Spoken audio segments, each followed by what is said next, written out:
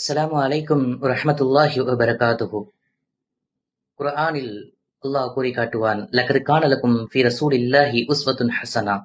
நபி ஸல்லல்லாஹு அலைஹி வஸல்லம் அவர்களினுடைய வாழ்க்கை அழகிய முன்மாதிரி என்று சொல்லப்பட்ட இந்த வசனத்திற்கேற்ப நபி ஸல்லல்லாஹு அலைஹி வஸல்லம் அவருடைய பேச்சு எப்படி இந்த சமூகத்திற்கான முன்மாதிரியோ, நபி ஸல்லல்லாஹு அலைஹி வஸல்லமுடைய சிரிப்பு எப்படி முன்மாதிரியோ, நபியினுடைய நடையும் இந்த உம்மத்திற்கான அழகிய முன்மாதிரியாக பார்க்கப்படும்.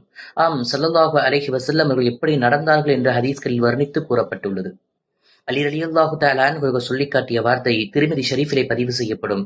கான ரசூலுல்லாஹி ஸல்லல்லாஹு அலைஹி வஸல்லம் இதா மஷா தகஃபுஅன்.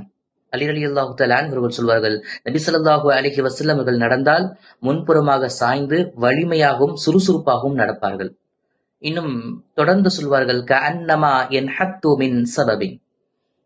நபி ஸல்லல்லாஹு அலைஹி வஸல்லம் அவர்கள் ஒரு உச்சியிலிருந்து கீழ் இறங்குவதை போன்று வேகமாகவும் அவருடைய நடை மிக அருமையாகவும் இருக்கும் என்பதாக ஸல்லல்லாஹு அலைஹி வஸல்லம் அவருடைய நடையை பற்றி அலி ரலியல்லாஹு தஆலா அன்ஹு அவர்கள் வர்ணித்து சொல்வார்கள்.